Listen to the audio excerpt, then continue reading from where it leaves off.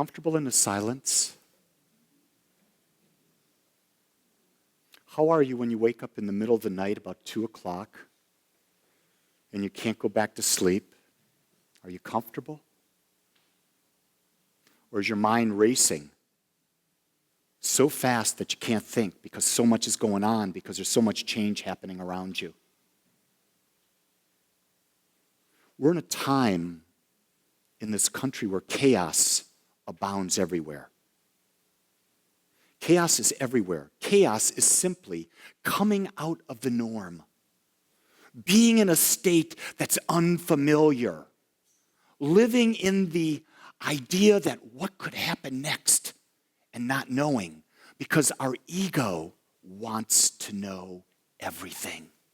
Our ego wants to feel it's in control. So I want to talk about this idea of evolution, because evolution is something that's so contended, just from the standpoint of human beings. Did we evolve or were we created? What about our lives? Were our lives created the way they are, or do they evolve into what we want? So let's explore it together. Here's the basic premise. Life is always seeking to expand itself. And so when we think about the idea of life expanding itself, let's come to this realization that the only thing that's expanding in life is our awareness of life.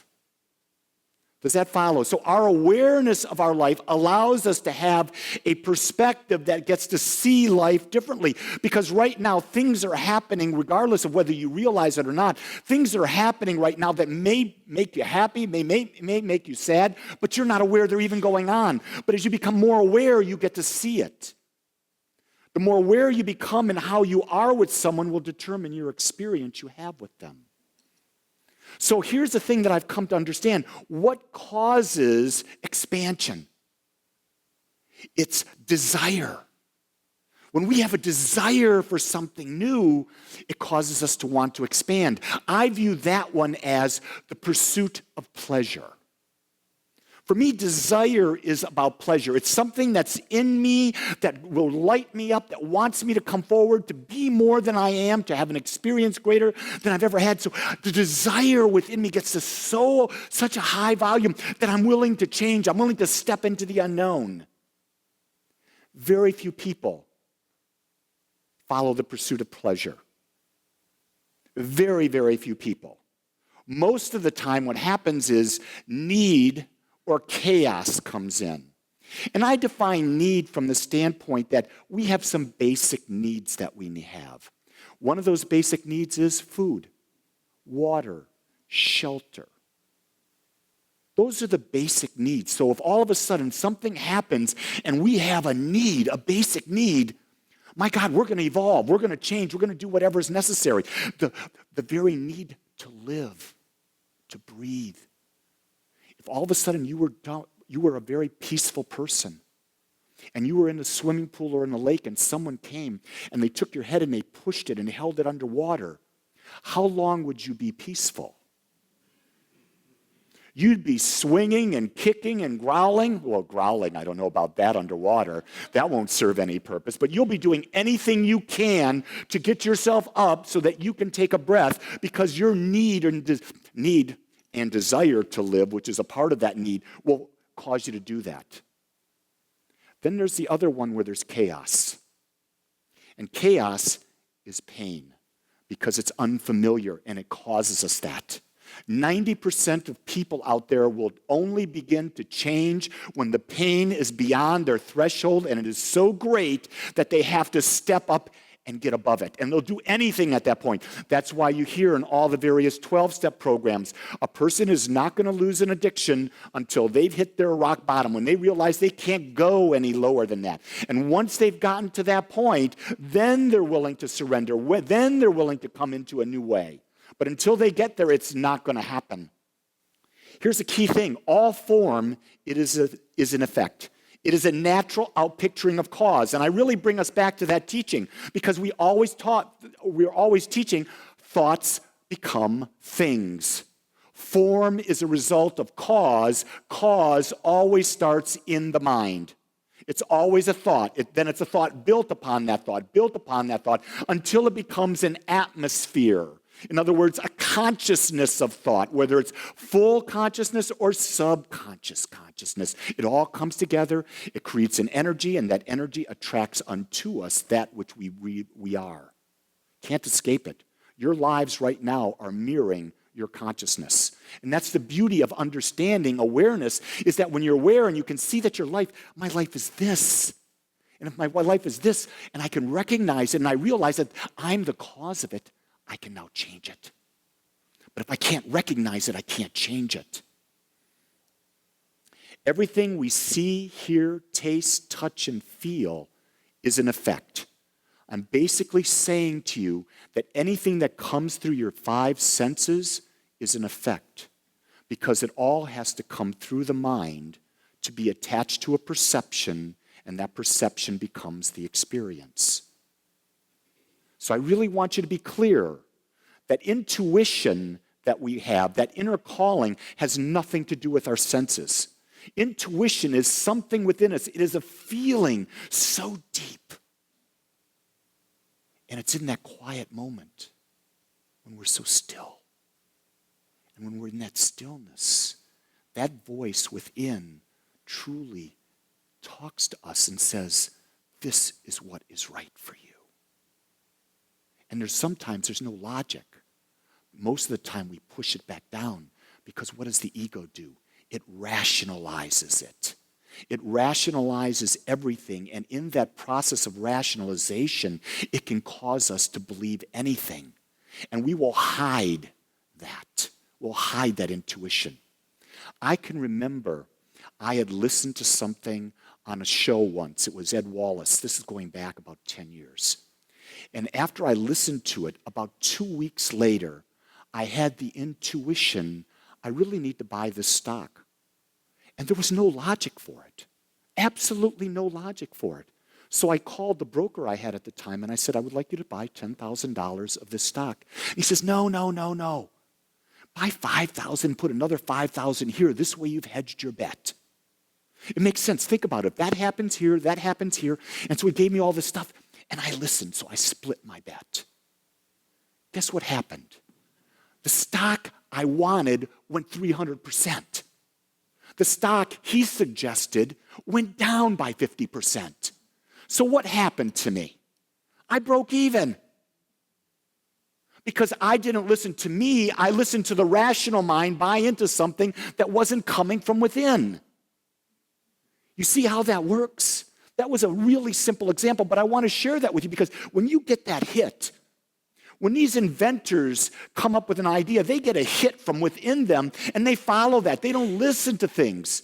The inventors are always doing something that people say cannot be done.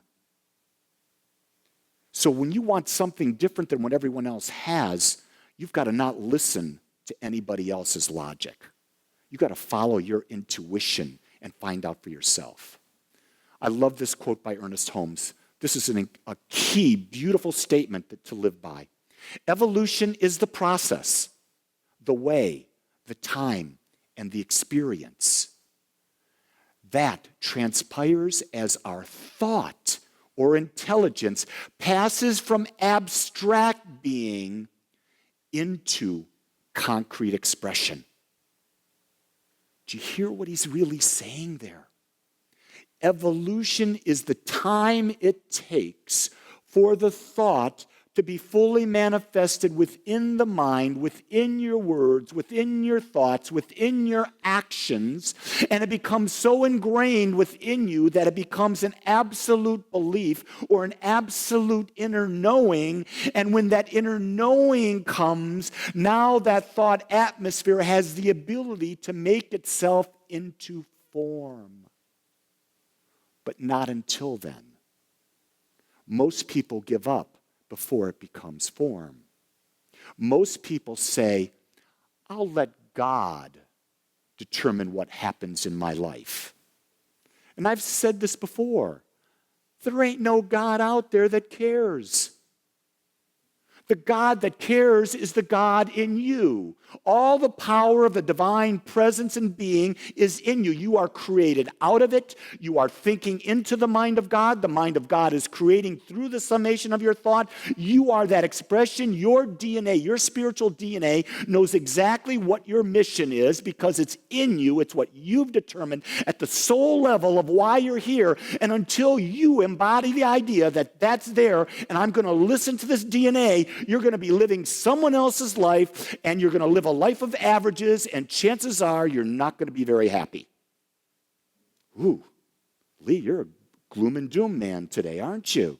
No, I'm not. I'm really trying to impress upon you and impress on your mind that let your desire, let your dreams become manifest in your thoughts and your words and actions, and see it.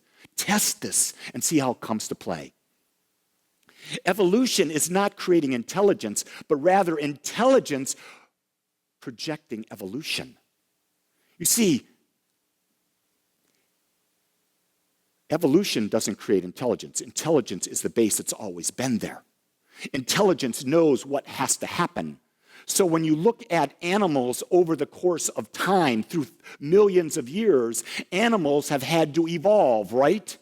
Because the evolution is about always for more life. So it took evolution, the mind of nature, the mind of God, to cause the animal to shift in its ability to live a more fuller life.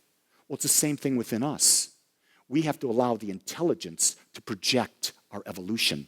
In other words, intelligence will guide us step by step toward that which we want. So many times when we're trying to demonstrate something new, we think we have to have the end result. We have to have the full plan in place. I was in financial planning for a corporate world for 27 of my 32 years. Unless you had every variable in place and the multiplications, the divisions, the addings, the subtractings of all those variables equaled Y, you couldn't have a plan.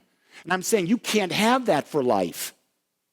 For life, it's a step-by-step unfoldment for you. Because everything is changing around you, and to have a plan set in concrete, you're going to run into obstacle after obstacle after obstacle because life is eternally evolving around you, and you've got to be willing to dance. You've got to move, you've got to groove, you've got to glide. Not like that, because I'm the Elaine Bettis of men. Anyway, evolution is the process of thought becoming form. So that's what it is. But here's really where it goes. Ernest Holmes said, there's a natural evolution in the demonstration of prayer. And so you think about it, the process of thought becoming form. Well, isn't that what prayer is? We have the thought, we're building on the thought, we're putting the emotion on the thought. So when we think of prayer, let me really give you a simple. Prayer is directing the power that is within you to achieve a specific result. So in prayer, what you're doing with your mind is you're creating a mental mold. You're creating a mold, and to the degree that you imagine and you put the details on the mold. I want a yellow lab. I want that yellow lab to have a disposition where it will be my meditation dog, but the yellow lab also has an aspect about it where it can be my best prayer, my playing type partner that will take me out where we can run together, jog, and laugh, enjoy. I want someone who is my partner that understands my energy and is there when I want it there to soothe and comfort me. I want someone that loves me unconditionally. I want her to be about 72 pounds. I want her to have the thinner snout, not the wider snout. I want her to be medium height. You see, I'm painting a picture of this lab, aren't I?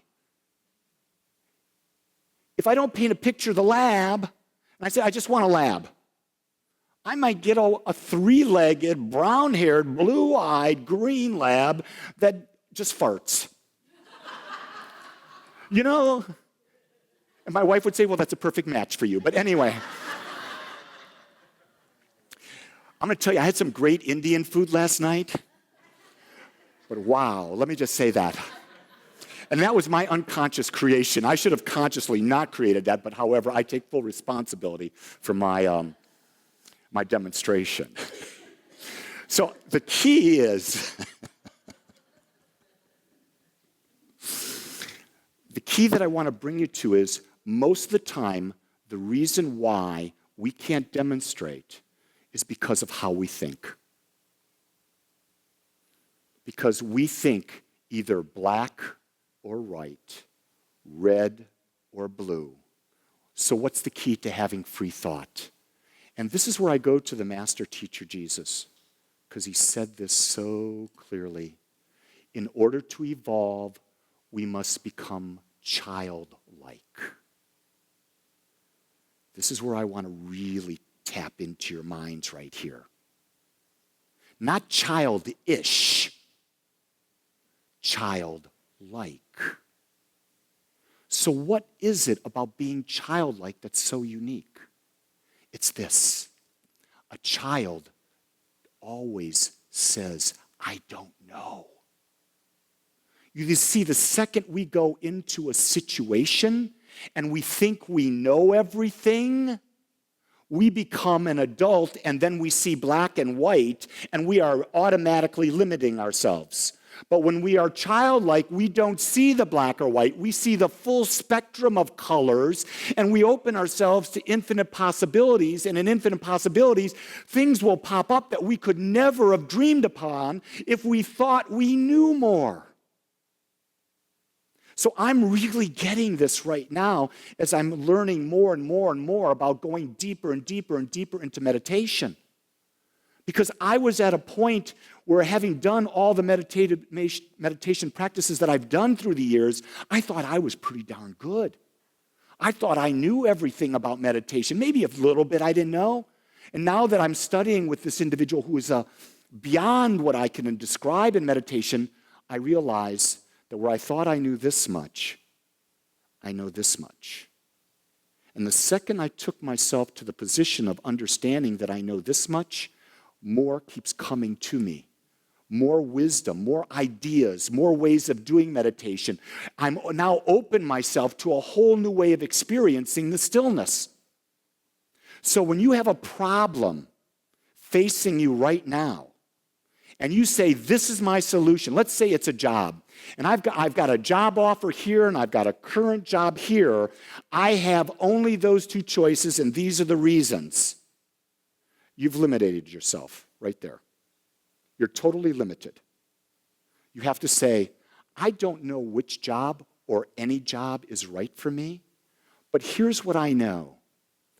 I desire to have a job that uses my unique gifts and allows me to continue to expand and to grow, to be around like-minded people who support me, who challenge me, who nourish me. I want to be with people and a company that rewards me for the energy that I bring to that job so that there's an equal exchange of energy.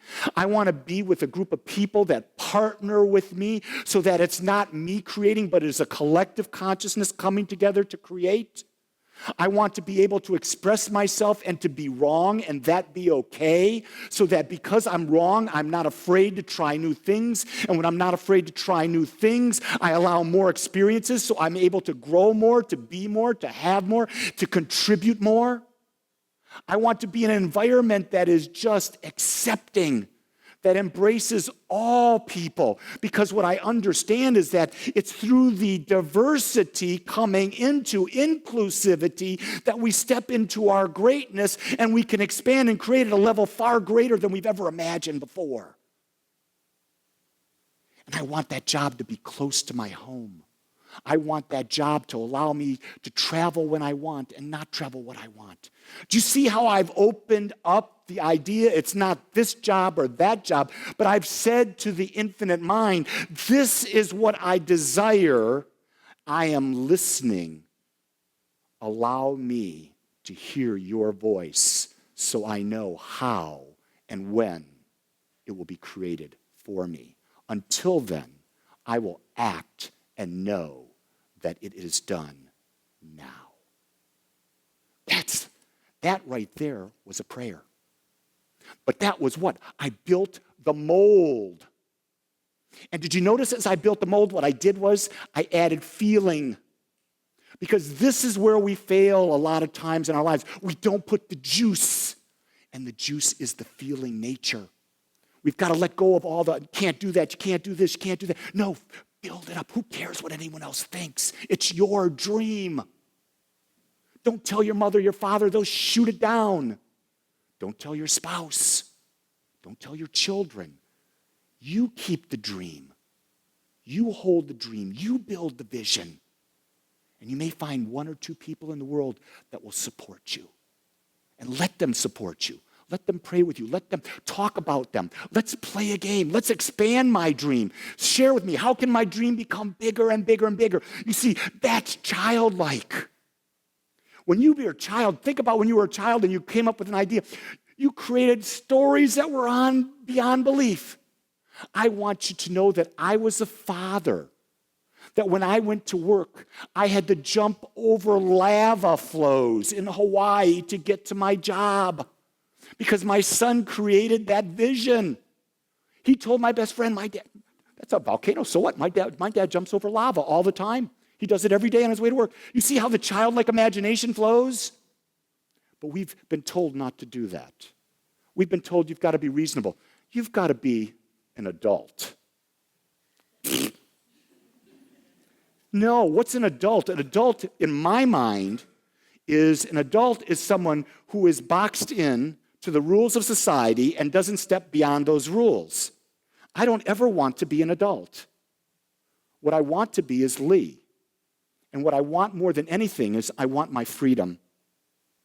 I'm really understanding this at the core of all that I am, is that, yeah, I know my core values. I know what's important to me. But I'll tell you what, underlying my core values is this thing called freedom. And let me translate what freedom means. It's the soul. The soul does not know any bounds. It is that aspect of you that is fully divine right here and right now, and nothing can confine it. But when that soul feels confined within the human mind, there's pain and there's rebellion and there's limitation and lack. Until what? Until we've built up greater and greater and greater chaos, until we have to all of a sudden surrender into the chaos and realize that the soul within us is saying, you're in the wrong place, you're going down the wrong path, come back to your path, recreate it, rebuild an image, put feelings in it, and move forward. Being a child is fun. Because think about this. You are an expression of the infinite. Therefore, you will always be. You will never fully die. You will transform into another form or expression of the divine. You always will exist. You've always existed, but we think in our humanness we haven't. So if we're always going to exist and we're always going to transform, we never fail. It's impossible to fail because you're never going to get to the end. So you always have what? Infinite do-overs.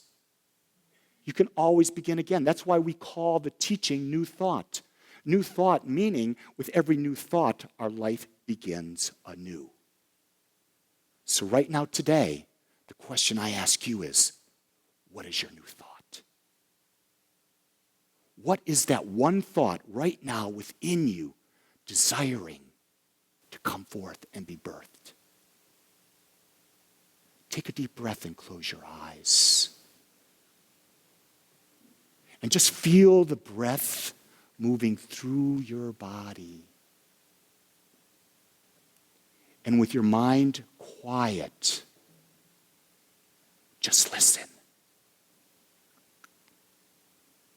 Listen for a sound, a color, a form, an idea.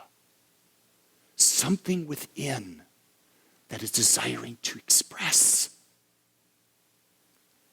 Now, on that idea, on that thought, fill it with love, with acceptance. Fill it with possibility. Fill it with power. Fill it with belief.